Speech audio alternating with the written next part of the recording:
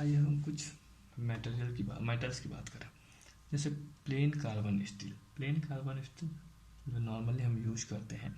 Plane carbon steel are ferrous alloy based on iron, carbon and small levels of other alloying elements. तो plain carbon में हमारा iron, carbon होता है और बहुत कम मात्रा में एल्यूमिनियम, कॉपर, स्टील इंक्लूड होते हैं। ये सब अदर एलॉइंग एलिमेंट्स हैं। From IS specification, IS specification means है इंडियन स्टैंडर्ड में प्लेन कार्बन में 0.15% to 0.3% कार्बन कंटेंट होता है। यूज और application of plane carbon steel, use for manufacturing crank pin engine.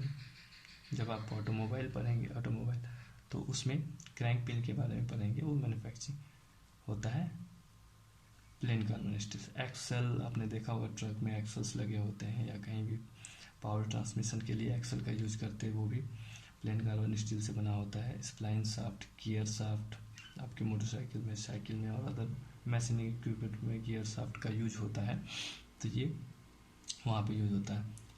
X सॉबलेट ये एक मशीन है जिसे हम पेड़ को काटते हैं, तो इसकी ब्लेड्स भी इससे बनाई जाती है। हैमर जो हम नॉर्मली शॉप में यूज करते हैं, कारपेंट्री शॉप या फिटिंग शॉप, तो वो आपका हैमर से। वल्व, स्ट्रिंग, ये मशीन पार्ट्स हैं।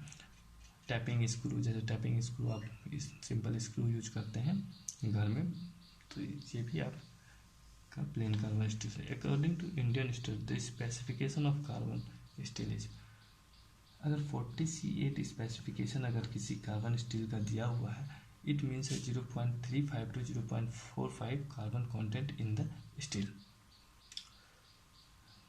इसी में थोड़ा हम लो कार्बन और मीडियम कार्बन और हाई कार्बन स्टील के बारे में जानते हैं। लो कार्बन स्टील उसे कहा जाता है जिसमें लेस देन 0.25% वेट परसेंट होता है कार्बन का, तो इससे अगर कम कार्बन होगा तो वो लो कार्बन स्टील होगा। जो प्लेन कार्बन स्टील है इसमें लो हार्डनेस होता है, कॉस्ट भी इसका लो होता है, हाई डक्टिलिटी होता है, मैलेबिलिटी भी हाई होता है, वेल्डेबिलिटी भी हाई होता है। जो मीडियम कार्बन स्टील है इसमें 0.25 to 0.6% कार्बन होता है। इसमें लो हार्डनेबिलिटी होती है, मीडियम स्ट्रेंथ होता है एंड टफनेस एंड डक्टिलिटी भी मीडियम होता है इसमें। हाई कार्बन स्टील ये 0.60 to 1.25% तक होता है, इसका समटाइम्स 1.4% तक भी होता है। इसमें हाई हार्डनेस होता है, स्ट्रेंथ भी इसका हाई होता है एंड लो डक्टिलिटी और मेलेबिलिटी, इसका डक्टिलिटी एंड मेलेबिलिटी घट जाता है बिकॉज ऑफ इट्स हार्डनेस। अब एक grey cast iron widely use है, जहाँ पे वाटरी सरफेस है वहाँ पे हम इसका यूज करते हैं। Grey cast iron is a type of iron found in casting known from grey colour, because इसका ग्रे कास्ट आयरन नाम इसलिए पड़ा क्योंकि ये ग्रे इन कलर होता है and appearance caused bye graphite fracture, क्योंकि जिस टाइम इसकी मैन्युफैक्चरिंग होती है, जब कास्टिंग होती है तो उसमें ग्रेफाइट छोटे छोटे फ्रैक्चर क्रिएट करता है, जो कार्बन कंटेंट है वो फ्रैक्चर क्रिएट करता है, बिकॉज ऑफ इसका कलर ग्रे हो जाता है। Because of that graphite flake structure that is created during the cooling process from the carbon that is in the component makes it gray. So because of graphite fractures, its color becomes gray. It contains 0.5% to 4% carbon, इतना carbon होता है इसमें। 0.1% to 3% silicon होता है, 0.1% to 1.2% manganese. This figure these are all graphite fracture, इस तरह का graphite fracture होता है, इसे हम फ्लैक्स ऑफ ग्रेफाइट कहते हैं। ठीक, नो यूज कहाँ करते हैं इस तरह के, इसे हम मशीन टूल स्ट्रक्चर, किसी भी मशीन का स्ट्रक्चर बनाने में, जैसे आपने लेथ मशीन देखा है, उसकी पूरी बॉडी बनाने के लिए हम इसका यूज करते हैं। या फिर आपने देखा होगा ड्रिल मशीन, उसकी भी बॉडी बनाने के लिए हम इसका यूज करते हैं। इसका एक डिमेरिट क्या है, हम इसे वेल्डिंग नहीं कर सकते हैं, we can't weld it, we can't weld it.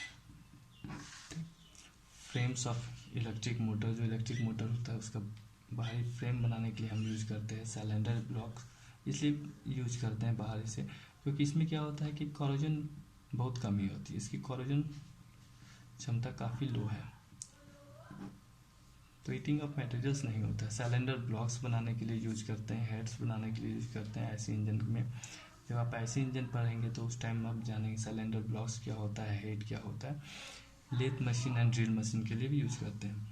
अब आइए हम बात करते हैं एलवाई स्टील की। It is ferrous alloy based. Alloy steel में क्या है, क्या कि हम मेटल की प्रॉपर्टी को इन्हेंस करने के लिए, बढ़ाने के लिए उसमें एडिशन ऑफ अदर मेटल्स करते हैं, जैसे दैट इज कॉल्ड डोपिंग।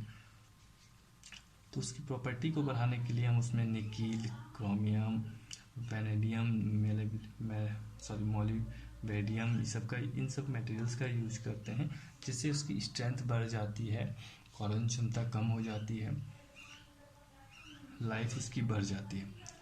तो alloying element, it is the ferrous alloy based on iron, carbon and high to low level of alloying elements such as chromium, molybdenum, vanadium and nickel.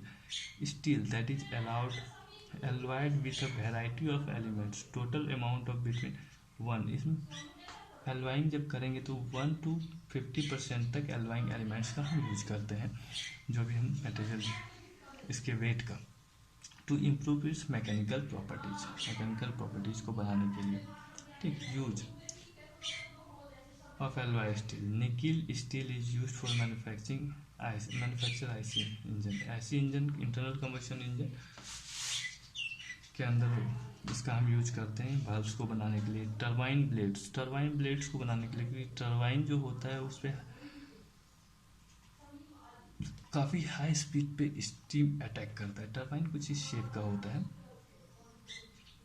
ये turbine का blade है जो power plant में use होता है। जितने भी power plant industry है उसमें टरबाइन का यूज करते हैं for creation of the electricity. तो उसको बनाने के लिए यूज करते हैं, क्योंकि हाई टेम्परेचर पे इस पे स्टीम अटैक करती है और वहाँ पे कुछ काफ़ी हाई स्ट्रेंथ मटेरियल चाहिए होगा हमें। क्लॉक पेंडुलम, आप क्लॉक के पेंडुलम को देखेंगे। और मेजरिंग इंस्ट्रूमेंट के अंदर यूज करते हैं, क्योंकि इसमें कोरोजन बहुत कम होता है, तो जो छोटी मेजरिंग इंस्ट्रूमेंट है उसमें काफ़ी छोटे छोटे पार्ट लगे होते हैं, अगर उसमें कोरोजन होगा तो ये मेजरिंग फेल हो जाए, मेजरिंग गलत बता देगा वो जो भी डाटा है, इसलिए मेजरिंग इंस्ट्रूमेंट में हम इसका यूज करते हैं। पैनेडियम स्टील है यूज फॉर मेक स्प्रिंग। आप देखेंगे स्प्रिंग के अंदर यूज होता है, गियर्स के अंदर यूज होता है, शाफ्ट के अंदर यूज होता है, एंड वेरियस अदर टूल्स। अब बियरिंग मटेरियल्स, पहले समझिए बियरिंग क्या है। बियरिंग क्या है कि जो आप फ्रिक्शन कम करता है, ठीक, बॉल बियरिंग हो गया। तो बियरिंग पहले समझते हैं क्या है। It is the mechanical assembly that allow machinery to carry heavy loads and efficiency to each and move that extremely high speed in linear and rotational motion with reducing friction. This is called bearing. तो ये friction कम करने के लिए use होता है। Stainless steel है that have higher chromium strength. में दो तरह बेयरिंग मटेरियल, दो तरह के स्टील का यूज कर रहे हैं हम। Stainless steel that have higher chromium content up to 18%, ये एक बेयरिंग मटेरियल्स है। हाई कार्बन स्टेनलेस स्टील को भी हम बेयरिंग मटेरियल के लिए यूज करते हैं, क्योंकि बेयरिंग के लिए हमें कॉम्प्रेसिव स्ट्रेंथ ज़्यादा चाहिए, उसकी सरफेस स्मूथ होनी चाहिए। अगर सरफेस रफ होगा तो फिर स्पीड पे फर्क पड़ेगा, क्योंकि वहाँ पे फ्रिक्शन बढ़ जाएगी तो फिर रोटेशन में प्रॉब्लम होगी। उसके लिए हम लुब्रिकेंट का यूज करते हैं, लेकिन लुब्रिकेंट परमानेंट सॉल्यूशन नहीं है, इसलिए हम बेयरिंग मटेरियल को डे बाय डे इम्प्रूव करने की कोशिश कर रहे हैं।